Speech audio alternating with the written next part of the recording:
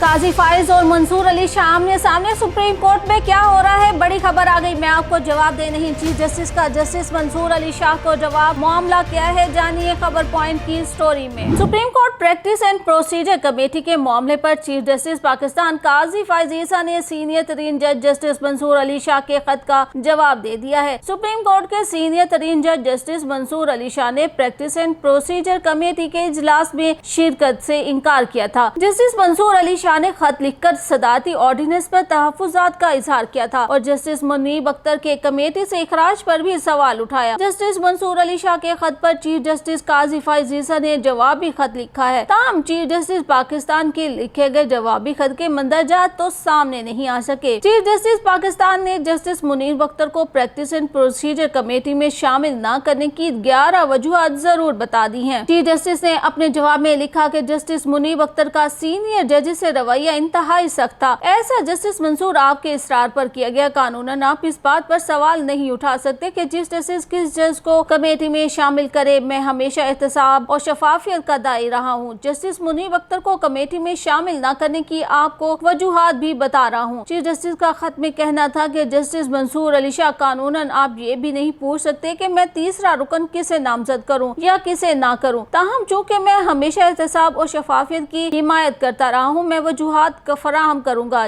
कि जस्टिस मुनीब अख्तर को क्यों तब्दील किया गया। मैं ये आपके इसरार पर कर रहा हूँ ताकि कोई नाराज ना हो जाए। काजी फाइज ईसा का जस्टिस मंसूर को कहना था कि जस्टिस मुनीब अख्तर ने प्रैक्टिस एंड प्रोसीजर कानून की सख्त मुखालफत की थी। जस्टिस मुनीब उन 2 जजों में थे जिन्होंने मुकदमात के बोझ से लापरवाह होकर गर्मियों की पूरी तातीलात की। जस्टिस मुनीब तातीलात के दौरान अदालत का काम करने के लिए दस्तयाब नहीं थे। तातीलात पर होने के बावजूद उन्होंने कमेटी मीटिंग्स में शिरकत पर इसरार किया, जो कि अगले सीनियर जज जस्टिस याहिया पर इनका अदम एतमाद जाहिर करता है। चीफ जस्टिस काजी फाइज ईसा का कहना था कि प्रैक्टिस एंड प्रोसीजर एक्ट कहता है कि अर्जेंट मुकदमा 14 रोज में समाअत के लिए मुकर्रर होंगे। जस्टिस मुनीब अख्तर ने दरख्वास्त गुजारों के आईनी और कानूनी हक के बरखिलाफ अर्जेंट आईनी मुकदमा सुनने से इनकार किया और छुट्टियों को फोकियत दी। सुप्रीम कोर्ट की रिवायत के बरक्स अपने सीनियर जजों का एहतराम न किया। सीनियर जजेस को ऐसे 1100 मुकदमात की समाअत तक ही महदूद कर दिया। एडहॉक जजेस को शरीयत एपलेट बेंच के मुकदमात भी सुनने नहीं दिए गए। जस्टिस मुनीब अख्तर ने कमेटी के एक मौजूद रुकन से गैर शाइस्ता, दुरुस्त और नामुनासिब रवैया इख्तियार किया, जिसमें तमाम चीफ जस्टिस शामिल थे और सीनियर तरीन जज भी इसका हिस्सा थे। जस्टिस मुनीब अख्तर महज अबूरी हुक्म जारी करके 11 बजे तक काम करते हैं। जस्टिस मुनीब अख्तर के साथ ही जजों ने इनके इस रवैये की भी शिकायत की। ऑडियो केस पर हुक्म इंतनाई जारी करके वो केस समाअत के लिए मुकर्रर ही नहीं करने दिया गया। गुज़िश्ता दिनों वफाकी काबीना से मंजूरी के बाद सदर मुमलिकत आसिफ अली जरदारी ने प्रैक्टिस एंड प्रोसीजर ऑर्डिनेंस पर दस्तखत किए थे, जिसके बाद वो नाफिज हो गया था। प्रैक्टिस एंड प्रोसीजर एक्ट के सेक्शन 2 की झेली शिक 1 के मुताबिक practice and procedure act committee मुकदमात मुकर्रर करेगी। कमेटी चीफ जस्टिस, सीनियर तरीन जज और चीफ जस्टिस के नामजद